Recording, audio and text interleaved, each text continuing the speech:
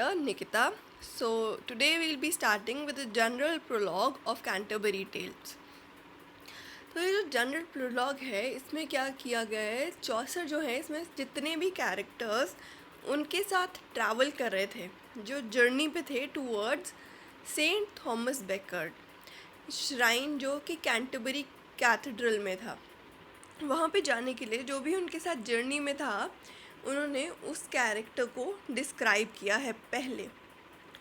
और एग्ज़ाम में क्या होता है, हमें मेनली पूछा जाता है इन कैरेक्टर्स के किसी एक कैरेक्टर स्केच के बारे में पूछ लेंगे कि ये कैरेक्टरिस्टिक्स किस कैरेक्टर की थी। इसमें हम अब डिस्कस करेंगे डिटेल में हर एक कैरेक्टर की कैरेक्टरिस्टिक्स, और आप साथ साथ एक लिस्ट नोट्स बनाते चलें। Let's start. Chaucer begins the Canterbury Tales with a general prologue, और इस प्रोलॉग में वो स्टार्ट करते हुए बताते हैं कि जब वो शुरू की उन्होंने जर्नी, ये टाइम था अप्रैल का, एंड यूजुअली अप्रैल के टाइम में ही लोग जो थे वो चूज़ करते थे किसी पिलग्रिमेज पे जाना। तो यहाँ पे जो पिलग्रिमेज है जो उन्होंने चूज़ किया है, that is the one of saint Thomas Becket's shrine that is in Canterbury Cathedral. तो एक बार क्वेश्चन आया था इस तरह से कि कहाँ पे कि कौन से मंथ में उन्होंने पिलग्रिमेज स्टार्ट किया था। So it was the month of April, and then the season was spring season. तो he starts with the introduction कि उस टाइम पर फ्लावर्स आना शुरू हो चुके हैं, the birds are chirping on the trees. So this is his introduction. फिर उसके बाद बताते हैं कि जो 29 पिलग्रिम्स हैं वो एक टबार्ड में आते हैं। टबार्ड कहाँ पर था? टबार्ड एक रेस्टोरेंट था जो कि साउथ वाक में था, और वहाँ पे आके they are all going to the pilgrimage. तो उन्हें पता चलता है कि जो वहाँ पे नरेटर हैं, हमारे चौसर हैं, वो भी उस पिलग्रिमेज पे जा रहे हैं। तो वो सब मिल के डिसाइड करते हैं अलॉन्ग विद द होस्ट कि सब लोग मिल के जाएंगे पिलग्रिमेज पे नेक्स्ट मॉर्निंग। जो 31 पिलग्रिम्स हैं, टोटल 29 थे, और अब चौसर को और होस्ट को मिला के 31 पिलग्रिम्स हो गए। और ये जो सब पिलग्रिम्स है ये 3 क्लासेस को बिलोंग करते हैं, जैसे कि हमने इंट्रो में बात की थी। These belong to the nobility. Nobility means the ones who fight, like knight था, स्क्वायर था। Then the second class is the clergy class, the ones who pray, एक रिलीजियस ग्रुप है वो है साथ में। And the third class is the common class, the peasants. और जो जनरल प्रोलॉग है ये हमने पढ़ा था कि ये 858 लाइन्स में लिखा गया है। Initially Chaucer sketches the outline of a character bye describing his characteristics. अब सभी कैरेक्टर्स की सबसे पहले वो एक एक कैरेक्टर को लेते हैं और उनकी कैरेक्टरिस्टिक्स बताते हैं, और फिर उनकी कैरेक्टरिस्टिक्स को माइन्यूटली डिस्कस करते हैं। तो अब हम शुरू करते हैं।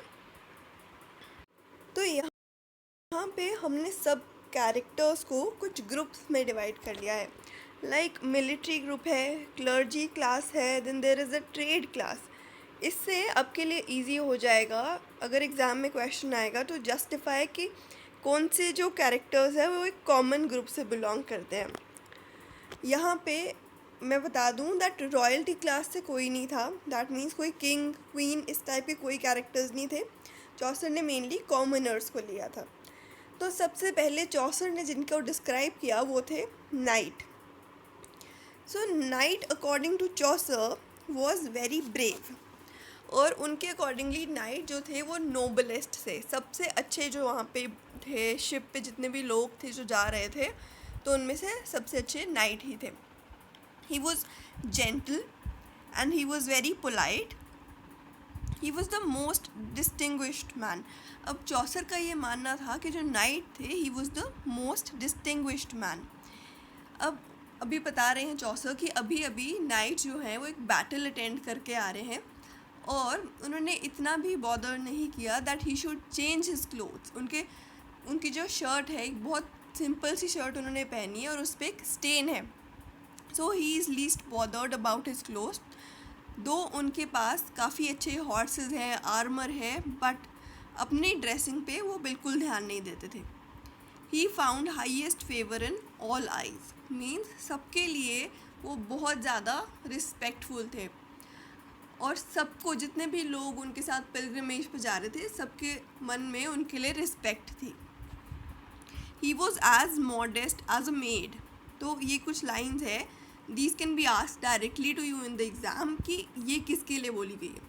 तो this was said for the knight that he was as modest as a maid. मतलब इतने सिंपल पोलाइट थे that it seemed like a maid. Now the next character is the squire. Squire जो है वो यहाँ पे नाइट को accompany कर रहे हैं, वो उनके बेटे हैं और स्क्वायर की एज अराउंड 20 ईयर्स है. तो he is also devoted to fighting like his father. But उसके साथ साथ जिस तरह से knight was not at all conscious about his clothes, but जो स्क्वायर हैं उनको अपने क्लोथ से, अपनी लुक से बहुत फ़र्क पड़ता है. So he is into wearing fine clothes. He is youthful and vain. He is young, but साथ साथ उनका thinking थोड़ी different है as compared to the night. अब उनके जो कपड़े हैं they are designed completely. जो उन्होंने कोट पहना है उसके लॉन्ग स्लीव्स है और उसके साथ फ्लावर्स की एम्ब्रॉयडरी हुई है कोट के ऊपर. उन्हें singing, writing, dancing, flute play करना, इन सब चीज़ों में बहुत इंटरेस्ट है. He is even good at horse riding. He has been compared to a nightingale. उनका कंपैरिजन नाइटिंगेल से किया हुआ है कि जिस तरह से नाइटिंगेल बहुत कम सोती है, उस तरह से ही स्क्वायर जो है, he is so much into love that he sleeps very less.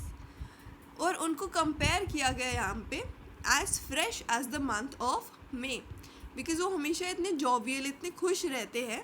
So he has been compared to the month of May. He is strong. He is beautiful. उनके कर्ली बाल हैं और वो अपने फादर के लिए बहुत ब्यूटीफुल है. उनके लिए कुछ भी करने को ही इज़ ऑलवेज रेडी. अब he is trained in battle and साथ ही साथ he is also trained in courtly love. तो द स्क्वायर है, he is a perfect example of a chivalric romantic. साथ में वो बैटल्स भी लड़ते हैं, बट साथ ही साथ बैटल्स लड़ने का उनका इंटेंशन ये होता है कि वो अपनी लेडी को इम्प्रेस कर पाए. So these were the characteristics of the squire. Next character is the knight's yeoman. अभी जो तीनों हैं, नाइट, स्क्वायर एंड योमैन, ये तीनों किस ग्रुप को बिलोंग करते हैं? They belong to the nobility group और as you may call it the military group. So the knight's yeoman. Yeoman क्या होता है? Yeoman is a person who is working for the knight. उसे जो night है वो थोड़ा सा लैंड दे देते हैं so that he can cultivate the land. और यहाँ पे जो योमैन है, he is truly devoted to his duty. इन्होंने अपना ग्रीन कोट पहना हुआ है और ग्रीन कलर का हुड पहना हुआ है, जैसे हमें पिक्चर में दिख रहा है. एंड साथ ही साथ इनके एक हाथ में बो था, देयर वाज अ बो, एंड अलॉन्ग विद दैट दूसरे हाथ में नाइफ टंगा हुआ था. His complexion was brown. Since वो पूरा दिन धूप में रहते थे, he was in the sun, because of which his complexion was brown and his face was like a nut. उनका एक नट शेप का फेस था. अब जो उनकी क्लोथिंग थी वो टोटली सूट करती थी उनके प्रोफेशन को. सिंस एक योमैन एक फॉरेस्टर होता है, तो यहाँ पे वो प्रॉपर क्लोथिंग में नज़र आते हैं. Chaucer is telling us that he is very much praiseful for this man, because ये अपनी ड्यूटी के लिए, अपने किंग के लिए, अपने नाइट के लिए he is very much devoted. And then it is told here that he was a true forester in his dressing and wears a Christopher medal on his chest. अब Christopher medal जो था that was devoted to saint Christopher. Saint Christopher कौन थे? He was a man who was a saint who was devoted to foresting and then travelling. तो usually जो लोग काफ़ी ज़्यादा रिलीजियस होते हैं, this yeoman as he was very religious, तो ये अपने आप को प्रोटेक्ट करने के लिए he used to wear the medal of Christopher medal. तो इससे क्या पता चलता था that he believed that Saint Christopher would always be by his side. कई अगर कभी स्टॉर्म आया, कभी कुछ भी इन अन मिस हैपनिंग हो जाती है, तो उस वजह से उस टाइम पर सेंट क्रिस्टोफर का मेडल वुड प्रोटेक्ट द योमैन.